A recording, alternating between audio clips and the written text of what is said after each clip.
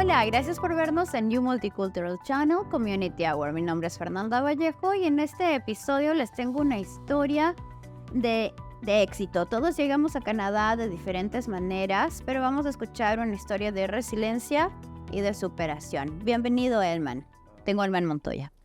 Gracias, Fernanda, por la oportunidad de invitarme, pues, para poder compartir un poco de mi historia. Mi nombre es Elman Montoya, soy del Salvador y, pues, como muchos saben, pues, muchos salvadoreños migran a países como Estados Unidos, España, Francia, Italia, Canadá. Y, pues, en esta oportunidad, pues, a mí se me dio, eh, pues, la oportunidad, valga la redundancia, de poder llegar a este país. Perfecto, Elman. ¿En qué año tú llegas a Canadá? Pues yo llego en octubre de 2017. En octubre de 2017, sí. Cuéntenos, tengo entendido que llegaste a pedir refugio. ¿Cómo fue toda esa trayectoria? ¿Llegaste solo? Pues fíjate de que todo empezó con la idea de poder llegar hasta Estados Unidos. Por muchas noticias, historias que pueden compartir en redes sociales, en noticieros y a veces con familiares. Entonces tomé la decisión, pues, de emigrar al norte eh, y llegar a Estados Unidos. En Estados Unidos empecé a investigar de cómo poder hacer para poder aplicar para un refugio, pero eh, investigando me di cuenta de que era un tanto difícil, más no imposible, pero pues en Canadá es un poco más diferente. Entonces, la forma en que aplican la ley del refugio. Por esa razón, pues, tomé la decisión de seguir y poder llegar hasta la frontera y solicitar el refugio en Canadá. De esa manera, pues, tomé la decisión de viajar. Yo venía con mi hijo mayor, que lleva mi mismo nombre, y así fue que nos desplazamos hasta la frontera sur de Canadá, en Emerson. Em, Llegamos a la frontera y pues empezamos el proceso desde ahí, desde la frontera. Así fue que llegué, pues, solicitando refugio. Eh, Antes de tomar la decisión, pues yo me investigué cuáles eran como poder decir, los requisitos que uno tenía que llenar. Y pues al estudiar todo lo que requería para poder solicitar refugio acá en Canadá, me di cuenta que llenaba todos los requisitos.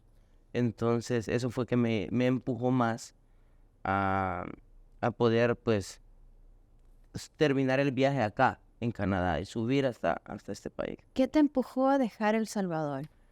Pues la situación de inseguridad que se estaba viviendo en ese momento eh, no es un secreto para nadie lo que se ha vivido en El Salvador a lo largo de estos últimos 35, 40 años, si se pueden decir. Entonces, la inseguridad que se vivía en El Salvador, pues me hizo tomar la decisión de poder migrar a otro país y poder sacar a mi familia, a mi esposa, a mis hijos de El Salvador, pues porque realmente si la situación continuaba de esa manera, pues yo no le miraba futuro a mis hijos en mi país. Así es. Sí. ¿A qué te dedicabas en El Salvador antes de venir acá? Pues en El Salvador pues siempre he cocinado. Esa es mi pasión, ya, cocinar. Hago bake, hago panadería también. Ujú. Aprendí primero eso en El Salvador. Eso fue eh, mi primera experiencia estudiando lo que es la gastronomía local de mi país. Lo hice en la rama de panadería, ¿verdad? Em, Desde el pan más básico hasta postres más complicados, pero es muy monótono.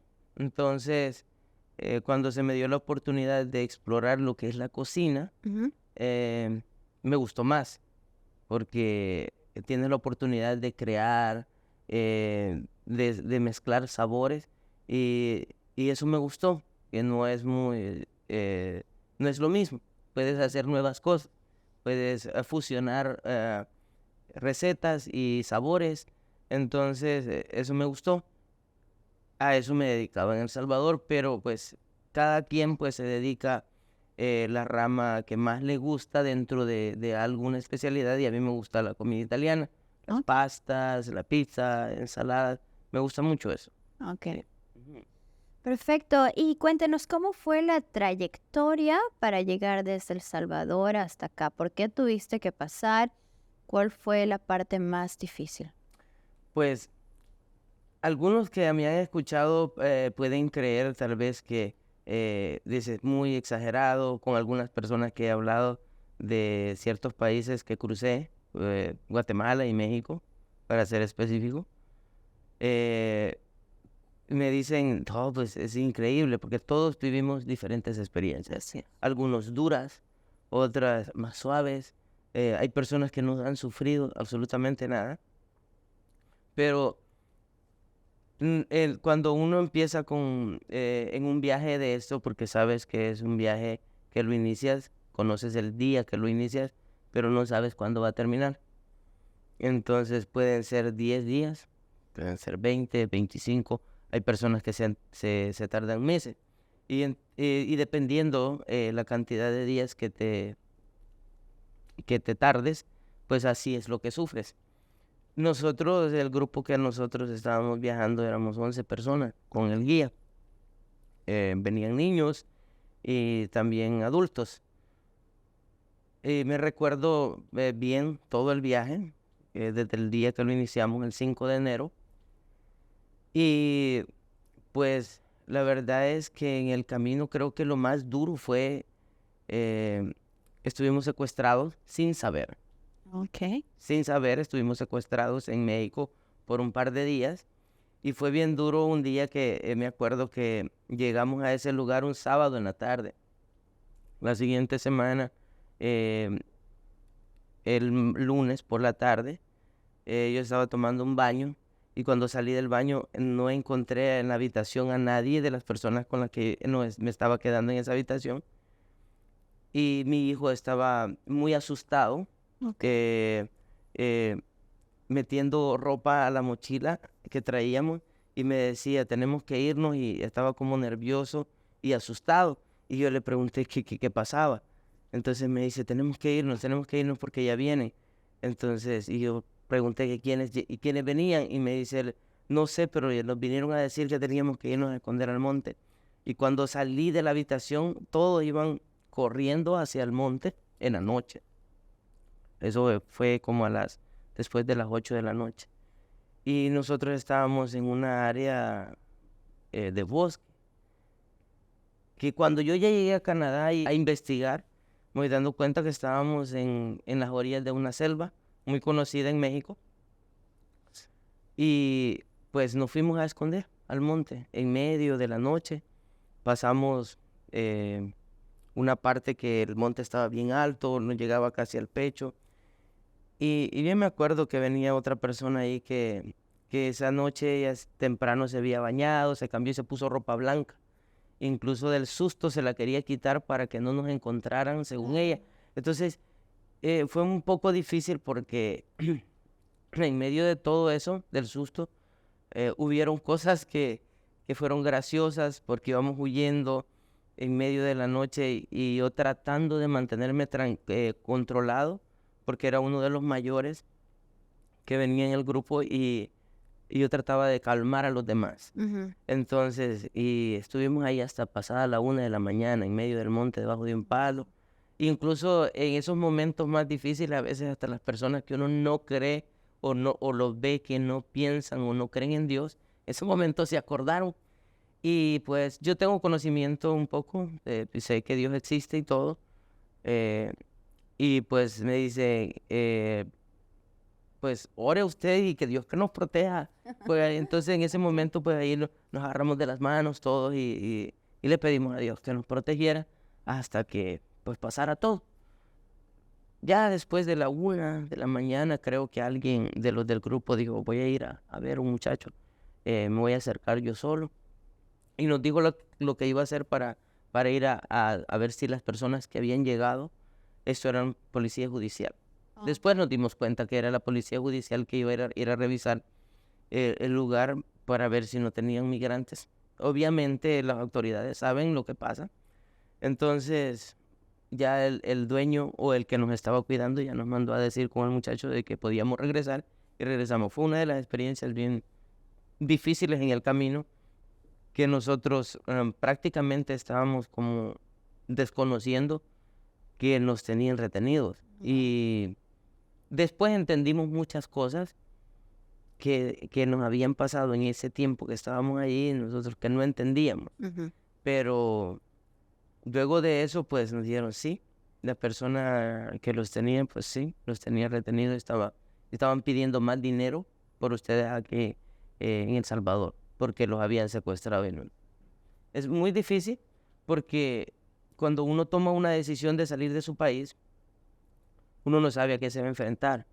Y llegas a países desconocidos, que no conoces personas, sos extranjero, ilegal.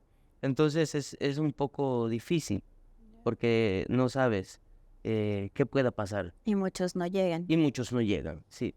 Claro, muchos han quedado en el camino que probablemente, imagínate tú, si nosotros nos metemos a una propiedad privada porque vamos huyendo y estas personas están custodiando. Entonces, cualquier cosa puede pasar y uno no sabe, ¿verdad? Entonces, les ha pasado a muchos de diferentes países que en esa trayectoria de cruzar Guatemala y México pierden la vida. Algunos ya para pasar a Estados Unidos, ya llegando a su destino, se podría decir, que pierden la vida en el río o en enfrentamientos, o el que los trae hizo algo mal o no pagó lo que cobran por pasar por sus áreas, estas personas que controlan esas áreas. Entonces es muy difícil porque tú te enfrentas a un futuro incierto. Sí, de México, ¿cómo logras pasar a los Estados Unidos y de los Estados Unidos a Canadá? Vaya, cuando llegamos a la frontera de México y eso, nos sacaron de donde estábamos porque logramos contactar con alguien de El Salvador y él fue el que ya nos estaba rastreando. Entonces nos sacaron, fue como un rescate bien de película, que nos sacaron, nos llevaron a un lugar y logramos llegar hasta la frontera. En la frontera volvemos a caer en otro grupo y nos secuestraron. Otra vez. Ya, eso en la frontera ya de México, Estados Unidos. Ok. Allí pasamos un par de días. Llegamos un sábado en la mañana, en la madrugada, eso de las 4:20 de la mañana llegamos. Y ahí estuvimos toda esa semana hasta que pagó hasta el último. Y fueron muy específicas las personas en decirnos pues que ese era su trabajo, a eso se dedicaban, y que de la única manera que podíamos salir de ahí era pagando. Y no puedo hablar mal porque no nos trataron mal, siempre nos dieron comida, estuvimos atendidos, los cuidaron, porque fueron bien sinceros, y puedo decir eso y les digo a algunos amigos mexicanos que tengo, yo no tengo nada en contra de México, hasta los que me secuestraron me trataron bien, les digo yo, porque, y se ríen conmigo, les digo, es que no puedo decir que me trataron mal. La comida fue a tiempo, les digo yo. Nosotros sentíamos que nos daban la comida tarde porque en El Salvador tenemos diferentes horarios para comer. Y en México es así, pero lo entendí hasta que yo llegué a Canadá y tuve la oportunidad de conocer mexicanos y platicar y hacer amistad. Y ahí me di cuenta de que no, que ellos nos daban la comida en el horario de ellos. Entonces, digo, no, pues entonces hasta eso, la comida fue a tiempo. Pero luego de eso, pues se pagó. Nos llevaron a la orilla del río y nos pasaron una balsa. Por cierto, tengo fotos de ese momento. No, creo que no todas las personas que han cruzado tienen la oportunidad de poder decir y se quedan grabadas las imágenes en su mente. Pero a nosotros sí nos tomaron foto porque la persona que nos estaba acompañando, esta estaba en comunicación con la que yo hice el trato en El Salvador antes de salir. Y él se aseguró de que nosotros llegáramos hasta el río y pues que mandaran evidencia. Entonces nos tomaron unas fotos cuando nos estaban subiendo a la balsa y cuando estábamos llegando hasta la otra orilla. Es bien increíble, se podría decir, pero en el momento que quizás nosotros estábamos pisando suelo americano, mi familia estaba recibiendo fotos de que ya nos habían cruzado en ese momento. Okay. Después yo me di cuenta y empecé a atar cabos sueltos y me quedé, quizás es probable que cuando estábamos ya caminando en suelo americano, mi familia ya sabía que nos acababan de cruzar. Entonces, y ahí las tengo guardadas de recuerdo porque son cosas de que han pasado y digo yo, pues tienen que quedarse para siempre. Mi memoria recuerda muchas cosas y acumula mucha información, pero digo, no es como una evidencia que alguien más lo puede ver. Entonces, yo las tengo, esas cosas. Entonces, así fue como llegué a Estados Unidos, pues. En Estados Unidos, migración nos agarró y nos llevó como el proceso de todo inmigrante latino que llega y cruza sin papeles. El mismo proceso, nos llevaron detenidos y allí pues estuvimos ahí desde el viernes en la noche hasta el lunes. Pero pasó algo muy, muy curioso. En ese momento que yo estuve ahí, me acuerdo que el lunes en la mañana me sacaron. Yo solo miraba que sacaban personas, llamaban y se lo llevaban. A mí me hicieron una entrevista, lo de migración, pero pues nunca me preguntaron por mi hijo, nos detuvieron a los dos, pero ellos nunca me preguntaron información por mi hijo, ni por la mamá, ni por nadie, era bien así, y nos habían dejado separados. Solo que todo ese tiempo que yo estuve ahí por el instinto de protección, yo no me separaba de la puerta. Claro. De poder estar viendo una ventana y desde ahí yo miraba dónde tenían a mi hijo, porque tenía en otro cuarto con otros niños. Entonces, yo no me separaba de ahí de la puerta viendo si lo sacaban. Entonces, el lunes que a mí me sacaron y ya me llevaban para el Corralón, que todos los que llegan ahí conocen eso. Que es un centro de detención a donde uno va a esperar ya su deportación, que lo mandan a su país. Pero me sacaron solo y sin mi hijo y yo me quedé, mira aquí qué está pasando. Le pregunté a la gente de migración y le dije yo, mi hijo, ¿a qué hora viene conmigo? Y me dice, no, súbete y allá te lo van a llevar. Y yo me quedé, no. En el primer momento yo lo acepté, pero un minuto después me quedé, no, eso no puede ser, mi hijo tiene que irse conmigo. Entonces regresé y le pregunto a otra persona y le digo yo, disculpe, y mi hijo no se puede venir conmigo aquí en la camioneta, porque el primero me había dicho que no tenía espacio para llevar a otra persona en la camioneta, que solo a mí me iba a mandar y que después iba a llevar a mi hijo. Entonces me dice, ¿cómo? ¿Que tú vienes con un niño? Y yo le dije sí, mi hijo viene conmigo. Entonces, ¿y qué edad tiene? 10 años, mi hijo tiene 10 años. Y se quedó como pensando él. Y me dice, ¿cuál es tu número? Cuando nos detuvieron, llevaron una boleta donde puso toda la información y la cola de esa boleta pues tiene el mismo número correlativo. Entonces, esa boleta la pusieron en la bolsa donde estaban las pertenencias de mi hijo y las mías. Y la otra la tenía yo, que era como para comprobar, esta es mi bolsa, este es mi número. Entonces me dice, tienes tu boleto, tu número. Y yo lo saqué y se lo enseñé. Entonces se fue a la parte de atrás y sacó la bolsa. Y cuando sacó la bolsa y la vio, se dio cuenta que habían cosas mías y cosas de otra persona. Guantes de niño, gorro de niño, las cintas de unos zapatos, creo que un cincho de él. Y le digo yo, ahí está, ¿se da cuenta? Explíqueme cómo yo hice para cómo hice para hacer llegar esas cosas de ahí, de un niño. Y él se me quedó viendo como, permitime. Se fue a la oficina y salió el jefe de él con un papel. Entonces me dice, ¿cómo te llamas? Mira, le dije mi nombre. ¿Y de dónde sos? Le dije eso, eso. Me dijo, tu gobierno te tiene como un delincuente. Y yo le dije, qué raro. Yo no tengo expedientes abiertos en mi país. Y es curioso.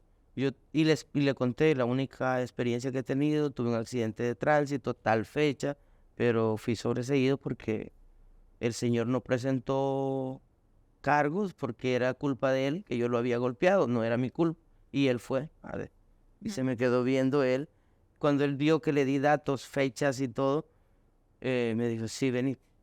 Entonces me volvió a la oficina y me dijo él, tu caso es familiar. Pero en ese momento a mi hijo ya lo habían interrogado adentro y le habían Ok. preguntado por mí y todo. En eso lo sacaron de él y mi hijo salió corriendo a abrazarme. Ah, ok. O sea, ya me lo estaban dejando ahí. Entonces, y ya se quedaron como, ah, caray, o sea, aquí la estábamos regando, ¿no? Estábamos cometiendo un error. Y me tomaron una foto con él y iniciaron un proceso, que es el proceso que es donde te dejan en Estados Unidos, te dan la oportunidad de apelar por el niño, Ujú. pero no tienes permiso de trabajo, no puedes, tienes que trabajar ilegal. Entonces así fue que me quedé en Estados Unidos, eh, tratando de o buscando la oportunidad de poder aplicar a un refugio, Ok. pero en Estados Unidos es totalmente diferente. Entonces es más difícil.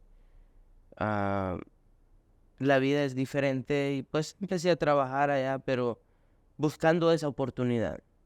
Pero al darme cuenta de que no se iba a poder, entonces vi otras opciones, con meses de anticipación. ¿Cuánto tiempo estuviste en los Estados Unidos? Estuve 9 meses. 9 meses. Yo llegué a Estados Unidos el 29 de enero. Ok. Eh, y inicié el viaje de salida el 15 de octubre. Ujú. O prácticamente como 8 meses y días, se Ya. podría decir. 8 meses y días que estuve en Estados Unidos. Y pues trabajando como todo migrante, trabajando y buscando, siempre informándome, viendo otras experiencias de otros aplicantes, de personas que estaban dentro del proceso, que me los encontraba pues cuando me iba a presentar a migración, porque pues me dejaron libre, pero condicionado a estarme presentando a oficinas de migración. Y pues nada más a que te afirmes, ¿no? Y que ellos prácticamente están como controlando dónde estás y si estás trabajando, eh, y si es verdad de la información que has dado en la dirección de domicilio. Todo eso más que todo ellos verifican. Claro. Ujú. ¿Y en qué momento llegas a Canadá? ¿Cuándo decides llegar a Canadá y a qué parte llegaste? Fíjate de que decidí tomar la decisión de viajar y continuar el recorrido hasta acá, porque tengo pues mis otros hermanos acá, casi todos están por refugio. Ok. Unos llegaron en el tiempo de la guerra, la posguerra. Entonces, ellos me decían, aquí es diferente. No me contaban muy bien cómo era todo el proceso, pero me decían que es diferente, que el gobierno te pone un abogado. Entonces empecé a investigar cómo era la cosa. Cuando vi que los abogados en Estados Unidos no tomaban mis casos, yo estaba buscando abogado y les planteaba la situación, cómo estaba, del por qué yo había salido de El Salvador, y me decían no, ahorita casos de refugio, casos de asilo no estamos tomando. Entonces llegó un momento de que me puse a pensar de que era bien raro, que ni por hacer el trabajo ni por ganarse el dinero, Ya. porque ellos ganaran o perdieran, iban a cobrar. Claro. Entonces dije, no, pues me puse a investigar más sobre Canadá. Ujú. Entonces dije, no, yo me voy. Entonces tuve unos accidentes laborales y de tránsito en Estados Unidos y dije, no, estas son señales para mí, tengo que irme. Ujú. Hablé con uno de mis hermanos y me dice él, mira, si piensas venirte, no te vengas más después de lo más tarde que te puede venir es la segunda quincena de octubre, porque después viene lo frío. Claro. No sabía que tan frío se ponía acá, pero pues dije yo, pues sí, esta es la hora, tengo que irme ya después de tener el accidente de tránsito, dije no. Y platiqué con mi hermana y le dije, comprarme los boletos, que yo me voy porque, mira, no me toman el caso ningún abogado. He tenido accidente, esto es una señal. Entonces ya no puedo continuar acá porque estoy perdiendo el tiempo. Todo el tiempo ya no lo iba a poder recuperar. Entonces, comprarme los boletos que yo me voy. Ok. Fue una decisión bien así tajante, de un par de días y me voy. Le digo, solo voy a terminar de trabajar esta semana y comprarme un boleto. Entonces, no sabía si iba a poder llegar en bus hasta la frontera. Realmente no sabía. Pero compré un boleto de bus, perdón, con conexiones desde Houston a Winnipeg. Ok. Porque mis hermanos han vivido acá todo el tiempo. Por esa razón yo decidí emigrar para esta ciudad. Obviamente no sabía si iba a poder llegar hasta la frontera. O sea, tenía ese conocimiento de que podría ser que el bus llegara hasta el último pueblo, antes de llegar a la frontera. No sabía qué ciudad, pero pues vi videos y me informé más o menos de cómo era, qué era lo que yo tenía que hacer al llegar a la frontera. Y pues me encomendé a Dios y de ahí me fui a la estación de bus y vamos a comenzar el viaje. Ya algo parecido había hecho cuando llegué a Estados Unidos, que tuve que viajar en bus desde McAllen hasta Georgia. Entonces dije, no, va a ser algo parecido, solo que no hay regreso, porque si salgo de Estados Unidos ya no puedo regresar. Ya no. Entonces, así fue que tomé la decisión y me vine. Y gracias a Dios, en ese momento todavía se podía hacer eso. Porque 2 meses después que yo ya estaba acá en el proceso, me di cuenta de que ya no se podía hacer. O sea, sí puedes llegar. Han cambiado la forma de que están aplicándolas de las personas que llegan a la frontera sur de Canadá con Estados Unidos, de cómo es la llegada es diferente. Ahora lo están haciendo por cita, llegas a lugares específicos, entonces las leyes cambian y eso pues va cambiando de acuerdo al comportamiento de la sociedad. Correcto. Entonces, creo yo que el gobierno lo hizo para evitar una estampida, porque a veces mucha información cruzada o información que no está completa, a veces los hace tomar decisiones arrebatadas a las personas y probablemente eso es lo que trataban de evitar, de que todos los migrantes ilegales en Estados Unidos no se fueran a venir a Canadá, tal vez a pedir refugio o asilo cuando tal vez no son válidos para entrar en ese proceso, porque a veces hay personas que están en Estados Unidos por muchos años y después dicen, no, pues yo me voy a Canadá porque yo voy a pedir asilo allá. Entonces les preguntan cuál es el problema de su país. La inseguridad, pues no, pues en general hasta aquí es inseguro. Claro. Entonces no es que tiene que ser algo muy particular personalmente. Entonces, para evitar eso, creo la migración masiva de diferentes países que llegaran acá y que lo hagan correctamente por un proceso que sea válido para esta persona, porque no todos califican. Así es. Entonces, creo que por eso lo hicieron. Pero pues a mí se me dio la oportunidad de poder llegar en bus hasta adentro de la frontera. Así fue que llegamos. Y ya pues allí yo ya manifesté de que si no tenía visa, porque no traía visa, y les digo, yo vengo acá pidiendo ayuda. Es como que tienes que entregarte, Sí, ¿no? entregarme, sí. Prácticamente así, porque la gente se subió al bus, nos pidió los pasaportes a todos los que estábamos, y yo obviamente mi pasaporte no estaba visado. Entonces yo dije, hasta aquí llegué. No, yo ya sabía que ahí me iban a bajar. Entonces ya después dice la señora, no, ustedes se quedan, pues no pueden pasar porque no tienen visa. Y nosotros, ya sabíamos que soy yo, José, sí, nosotros no traemos visa. Y a mi hijo, pues él hablaba inglés, él ya se podía comunicar, ya entonces él se comunicó con la gente y les dijo, pues, nosotros venimos pidiendo refugio. Él te ayudó. Sí, él me ayudó. Mi hijo, él fue el que le hizo la traducción y él le decía a las personas. Y ya pues nos llevaron a las oficinas adentro y ahí iniciamos el proceso. Vale decirlo que las autoridades acá nos trataron como seres humanos, Qué bueno. totalmente diferentes las autoridades de Estados Unidos, y eso no es un secreto para nadie, que es bien inhumano lo que hacen, pero bueno, esas son las órdenes que les dan sus jefes. Acá no, acá nos trataron bien. Ok. Yo estuve ahí detenido desde el martes 8:49 de la noche que llegamos a la frontera. Eh, Desde ahí estuvimos hasta miércoles casi a medianoche, que nos dijeron, ustedes califican, se les aprueba la solicitud. Esa es la solicitud de ingreso, Ok. nada más. O sea, como puede decir, pasamos la entrevista de Pero miedo el caso creíble, continúa. pero se te da la oportunidad para que inicies un proceso allá adentro. Ok. O sea, no es una aprobación de refugio así, no.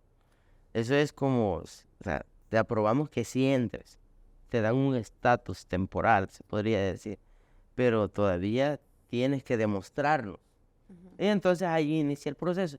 Eso es lo primero, lo importante de pasar la entrevista de miedo creíble, para que te den la oportunidad de poder aplicar y quedarte con un permiso de trabajo. Se podría decir que es como un estatus temporal. Entrevista de miedo creíble. Entrevista de miedo creíble, así se llama. Esa es una de las cosas que en la frontera, o en este caso puede ser un puerto marítimo, puede ser de avión o la frontera terrestre, o sea, donde tú vienes, porque se puede dar el caso de personas que tienen visa y que pueden llegar.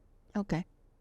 Si tienes visa y llegas y inmediatamente pisas suelo canadiense en el aeropuerto internacional, en el puerto ahí puedes manifestar eso. Si vienes en barco, igual, Ok. igual. Pero pues todos sabemos que las personas que tienen visa es porque tienen sus comodidades en sus países. No es que es solo por así, ¿no?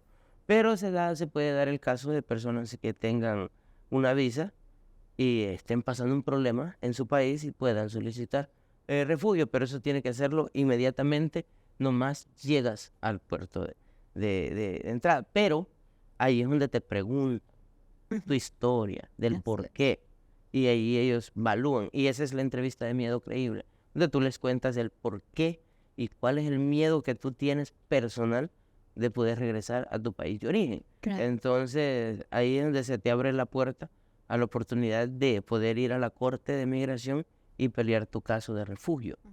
Todo esto, pues, tienes que prepararlo con tiempo. Hay muchos pasos a seguir desde el momento de que pasas, que te aprueban la entrevista de miedo creíble y que te dan el pase para quedarte peleando tu caso desde adentro de Canadá. Entonces hay una serie de pasos que hay que ir llenando uno por uno y así, como decir que hay niveles, ¿no? Entonces llenas este requisito, tienes que pasar al siguiente requisito y así, pero todos tienen que ir Un proceso. en un proceso y que van encajando, todos tienen que ir así, hasta llegar hasta tu corte de migración. Y de ahí pues se determina tu estatus, si te quedas, si el gobierno te recibe, y ya pues te mandan tu aprobación, las razones del por qué, y ya aplicas para la residencia permanente. Es un proceso bien largo. Sí. Realmente yo lo empecé, imagínate, el 16 de octubre del 2017. Ok. Y lo terminé, yo recibía mi tarjeta de residente permanente en marzo del 2021. O sea, es un proceso largo, Largo. largo, pero pues que vale la pena. Y durante ese tiempo se te permitió trabajar. Sé que tenías tus hermanos, como nos dijiste. Me Sí, imagino que se te facilitó el lugar donde vivir, dormir, comer, ¿verdad? ya, Pero eso es ¿cómo fue el muy, proceso? eso es muy importante Ajá. porque te preguntan toda tu información aquí en la entrevista de Miedo Creíble o en la entrevista que te hacen donde tú das información personal y todo. Ahí te preguntan de tus hermanos, si tienes hermanos muertos, vivos, cuántos están, dónde viven, están casados, tienen hijos. Todo eso te preguntan. Claro, De tus papás y todo. Entonces yo les dije que tenía mis hermanos acá. Eso fue bueno para mí porque ah, tenía personas conocidas. claro. Hay personas que llegan sin Sin nadie. tener a nadie. Entonces eso es bueno porque me recibió uno de mis hermanos, mi hermano mayor. Él me fue a traer a la frontera. Y ya pues yo llegué acá y empecé a conocer personas. Eh, en ese mismo proceso, después de pasar la entrevista de Medio Creíble, pues tienes que hacer un proceso de ir al médico, tus exámenes físicos. Y luego de eso puedes aplicar para el abogado que te va a representar y el permiso de trabajo, porque te dan la oportunidad de trabajar. Entonces ya al tener el permiso de trabajo, pues yo busqué y pues sí, me dio la oportunidad de trabajar acá, siempre en la industria, en cocina. Y de ahí empecé pues trabajando en diferentes lugares. Acá pues he trabajado en panadería, en restaurantes, en construcción, en lo que se me ha dado la oportunidad de Claro. trabajar, lo he hecho. De esa manera pues me pude ir sosteniendo y también eso ayuda al proceso. Y ven que no es una carga para el gobierno uno, sino que es alguien que viene también a trabajar y pues sostener la economía de este país, ¿no? ¿Y qué pasó con tu hijo durante ese tiempo? ¿Él pudo ir a la escuela? Sí, fíjate de que con el mismo estatus que te dan, porque te dan un papel Ok. grande así, donde está tu fotografía, y dice que dice que sos un refugiado, Ujú. o que estás en ese proceso. Entonces con eso mi hijo pudo estudiar, lo pude inscribir en una escuela pública Ok. de acá y él puede estudiar. Eso no hay ningún problema. Incluso yo podía hacerlo, pero pues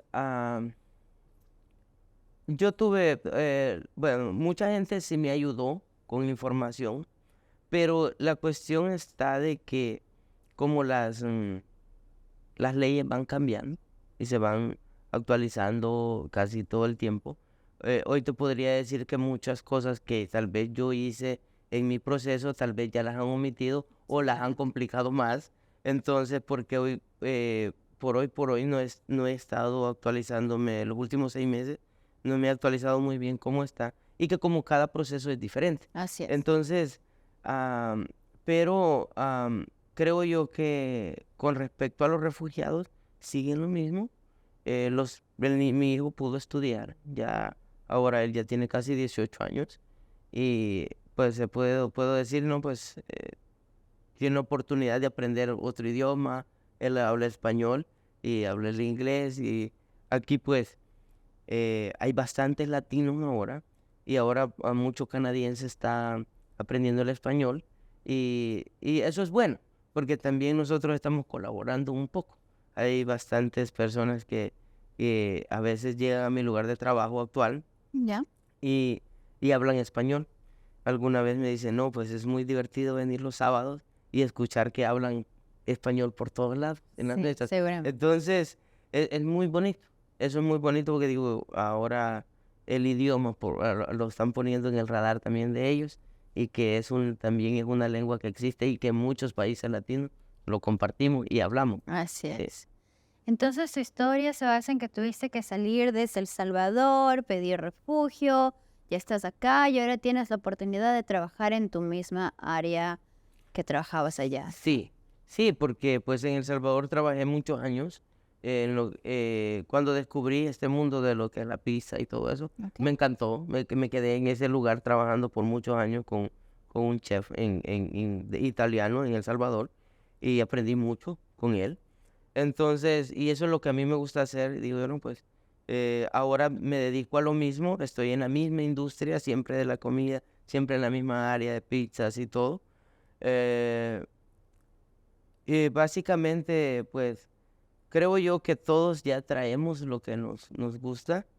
Realmente eso lo soñaba o lo miraba en mi futuro, de tener, ¿cómo se llama?, la oportunidad de compartir mi sazón y mis creaciones, ¿no? Perfecto. Entonces, eh, prácticamente sí, me dedico a lo mismo. No creo que cambie mi trabajo en muchos años. Creo yo que continúo en lo mismo.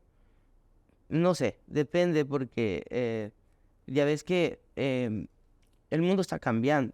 Las nuevas generaciones vienen con nuevas ideas, con la industria de la comida está también Diferente. teniendo su cambio. Entonces, y a mí me gusta lo tradicional. Ok. Yo no cambio mis raíces. A mí me gusta la comida de mi país y todo, pero eh, no sé, creo yo que tengo todavía suficiente tiempo para seguir trabajando y compartiendo mi sazón con mi gente, sí.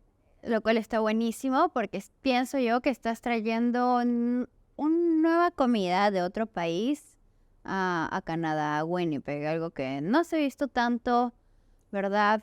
Como los especiales salvadoreños, que los canadienses debe ser algo nuevo, probar una sopa de mariscos o comida Sí, tradicional, ¿no? sí, sí, fíjate, porque la verdad es que sí hemos tenido acá en Winnipeg, y leyendo la historia, viendo. A mí me gusta mucho ver la historia pasada Ujú. para entender el presente. Entonces, estaba viendo la historia de la migración de los diferentes países de Latinoamérica. Entonces, y aquí pues teníamos un referente de El Salvador que compartía la cultura gastronómica de nosotros. Eh, la comida número uno en El Salvador ahora se podría decir que son las pupusas, que es el platillo típico más compartido o más hablado de mi país en este momento. Entonces, eh, eso se me ocurrió la idea de, no, pues, compartir, digo yo, la cultura de mi país y darlo a conocer con lo que yo hago, con la comida, mi sazón. Y creo yo que ahorita somos los únicos que estamos sirviendo ese tipo de comida en ese estilo, así, que es muy, muy criollo de nosotros. En Latinoamérica nosotros compartimos casi todo, compartimos cultura gastronómica, eh, por lo mismo que estuvimos colonizados por los mismos españoles. Entonces, todos compartimos un poco de cada uno. Es una mezcla, pero pues todos conocemos los frijolitos, lo llamamos de diferente tal vez tono o manera, pero al final es el mismo producto, y a veces lo compartimos con un ligero cambio en las recetas, pero siempre es lo mismo. Maíz, que frijol, arroz, huevos, plátanos, fruta. ¿Sí me entiendes? Compartimos mucho realmente. Entonces,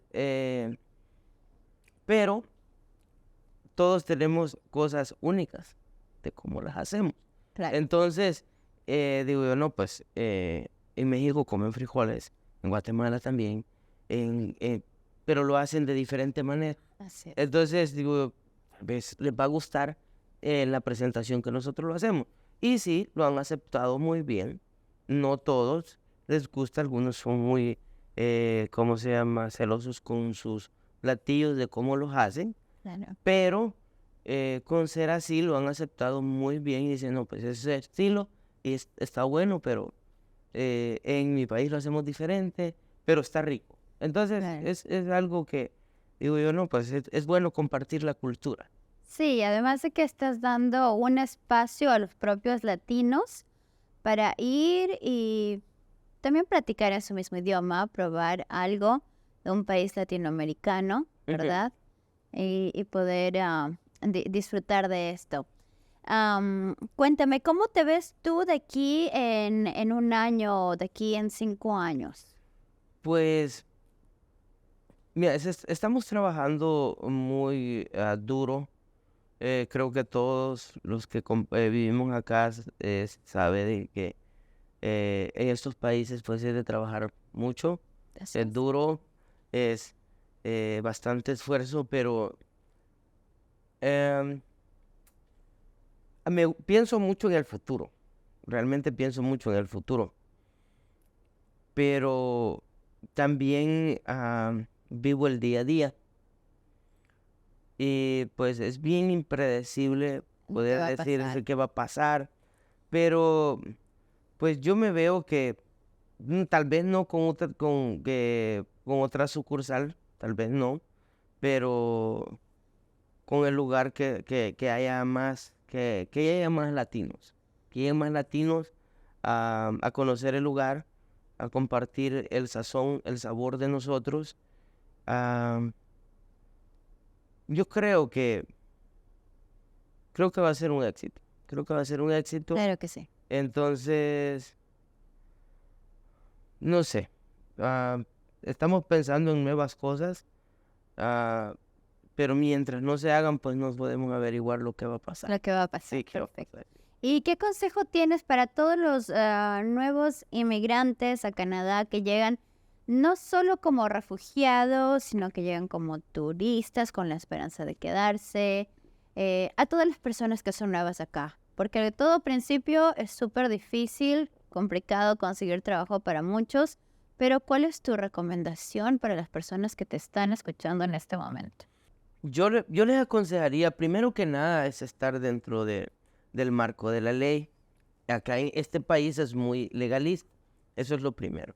Que hagan, que investiguen bien para hacer un proceso correcto.